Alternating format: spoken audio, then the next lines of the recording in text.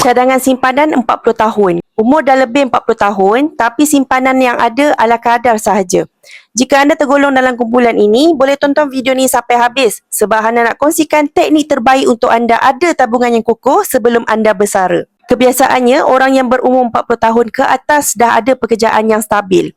Tetapi masalah terbesar mereka adalah komitmen bulanan yang tinggi dan tak mampu untuk menyimpan. Jadi perkara pertama untuk anda buat adalah kaji semula perbelanjaan bulanan anda. Cuba hidup di bawah paras kemampuan dan ajak pasangan untuk sama-sama bantu tambahkan simpanan. Untuk mulakan simpanan, anda boleh fokus untuk menyimpan dalam bentuk emas dan dapatkan 100 gram emas yang pertama menggunakan akaun emas Gap. Anda boleh simpan sebanyak 3 gram sebulan selama 36 bulan atau 3 tahun. Atau anda boleh bahagikan simpanan 1.5 gram bersama pasangan, 1.5 gram untuk suami dan 1.5 gram lagi untuk isteri. Bila dah capai target 100 gram, anda boleh ulang sehingga anda berjaya capai target sekurang-kurangnya 1 kilogram emas dalam simpanan. Bersedia untuk mulakan tabungan emas? Anda boleh rujuk pin video Hana di profil. Hana akan bantu dan bimbing sebaiknya.